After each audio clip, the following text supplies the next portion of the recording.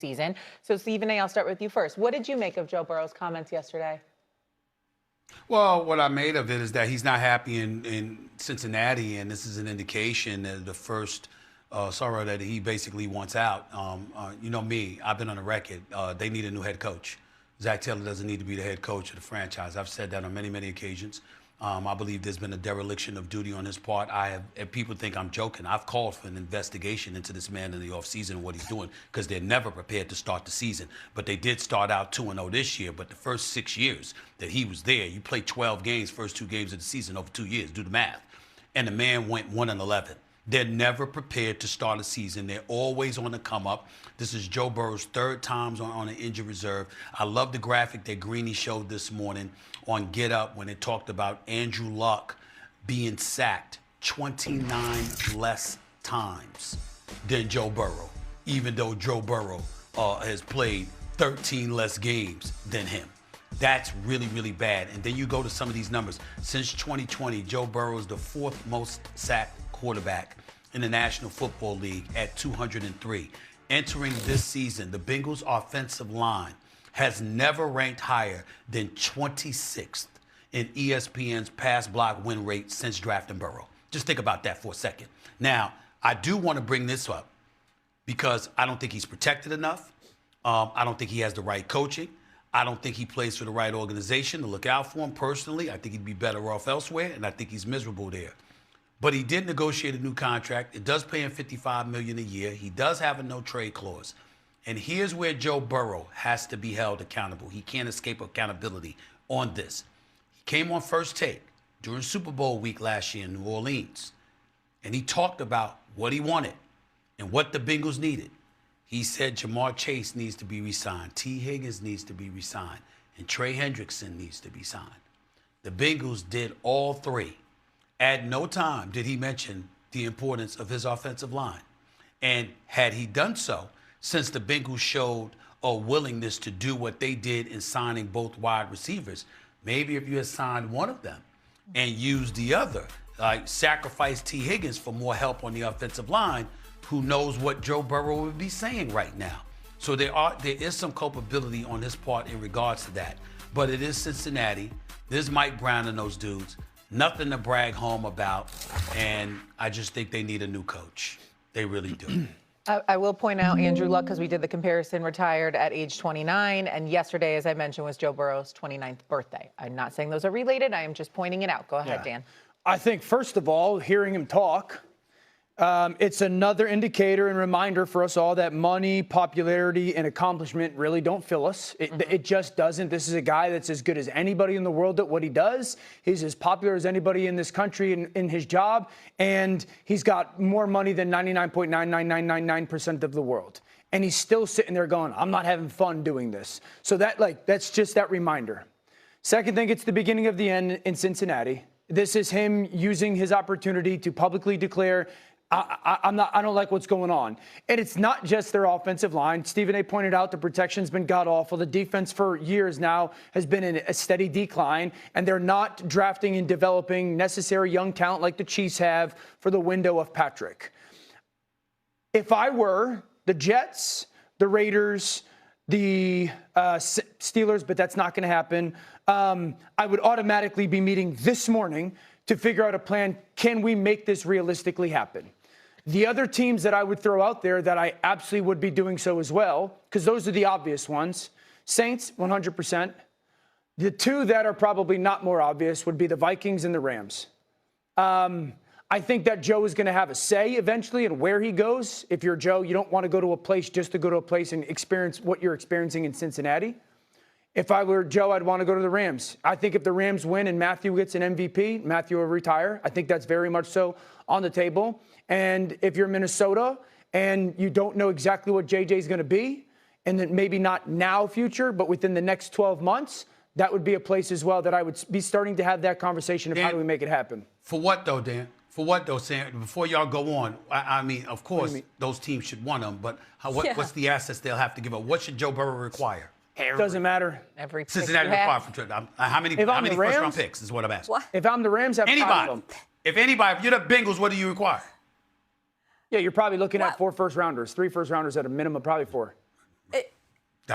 if you're the Bengals, you're taking your phone, you're throwing it in the ocean saying, why would I even entertain this? I understand we on the outside are looking at this and we love Joe Burrow. We want him to be on a good team. We want him to be in the playoffs. We love the way he plays, all of that. I fail to see why the Bengals would even entertain this idea at this point in his career. Think about Matthew Stafford, things getting farther on. First of all, at that time, he was not regarded in the same way, and I think now he is. But I don't think it's a realistic thing to throw a route for the Cincinnati Bengals at this point. It would have to be, in my belief, pretty far down the road. Yeah, what? You're not doing it, Dan. But MK, we kind of had this thought process. Rather than play for them. Jalen Ramsey in Jacksonville, Micah Parsons in Dallas. When players, Jalen Ramsey, you're comparing the Jalen Ramsey trade to the Bengals trading one of the best young quarterbacks of. I'm not comparing it, but we also know that when players get to a point and get to a point where they're dug in and willing to do whatever and however long it takes, they'll do whatever and however long it takes. I'm not saying we're there. I'm saying this is the start of that. Very different circumstances. Jalen Ramsey is a very unique player in person. I think we all know that. Micah Parsons, there was contract disputes in that scenario where Jerry didn't want to pay him what he felt he deserved early in his career. Also, Jerry Jones is his own thing. I just don't see this happen. You save this clip, and maybe down the road I'll look like an idiot for saying it. I do not understand why the Cincinnati Bengals would even entertain this. Now, to go back to your earlier point about the team and Stephen A's point about the coaching, front office deserves so much more heat than they get. If this was a big market, we would be calling for everyone in that building to be. I know they're unique with their ownership and whatnot. When I look at this team, the biggest issue to me, I understand the offensive line hasn't been great, but they have a really good run game this year. They obviously have a great receiver group. They have selected poorly in defensive drafts year after year. That's why they're in the position that they're in. And that needs to be dealt with this offseason, flat out. Yeah, I mean, I agree with you, Mina. Like, why would the Cincinnati Bengals consider trading Joe Burrow at this time when he's everything to you? Probably because you have PTSD, because you had a former #1 overall pick who wore the exact same number. Stay at home. Carson Palmer said, I'd rather not play football than play for the Cincinnati Bengals.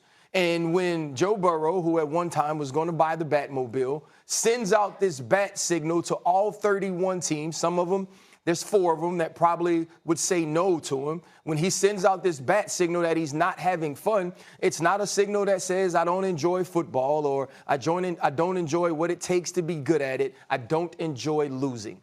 And you are not doing the things that will help me as a quarterback who consistently plays at an MVP level not lose football games. And we could compare him to Andrew Luck if we want. They are different humans. Andrew Luck is like this eccentric brainiac who could do all of these other things, go live in a cave if he wanted to, be somewhere in Switzerland and make some sort of AI machine that saves the world. That's not who Joe Burrow is. Joe Burrow is a football player that is used to winning, a football player that is used to his sacrifice equaling opportunities for success. That's not what he's getting in Cincinnati. And he's not going to come out right now and say, I don't want to be here, because they have acquiesced to a lot of his requests. But he's telling the Cincinnati Bengals and any team that will listen, I am tired of losing. I'm tired of being hit. I'm tired of being hurt. Andrew Luck was 11-5 3 times, 10-6 one time, and missed 9 games one year and missed the season because of shoulder. Joe Burrow has felt like he's been beat up even more than that. He doesn't want to be there if this is what life is. 3 years in a row, no Joe Burrow in the playoffs. Dan Orlovsky, Mina, especially you, and RC, sit back for a second as I read something to you. It is from ESPN.com on November 19th, 2015, years after Carson Palmer had threatened to retire rather than play for the Cincinnati Bengals and ultimately departed. He was a member of the Arizona Cardinals. This is Mike Brown talking about Carson Palmer. Listen to the irony. We sat here in the office on a couple of occasions and argued about what the future should be for him and us. Whether he really believed it or not, I rather doubt. But my argument then with him was, you're a top quarterback and you've got real productive years in front of you. He would say to me, oh no, I'm all beat up. I'll be lucky to play another year or two, which I didn't take to heart. That is 2015 with an entirely different quarterback.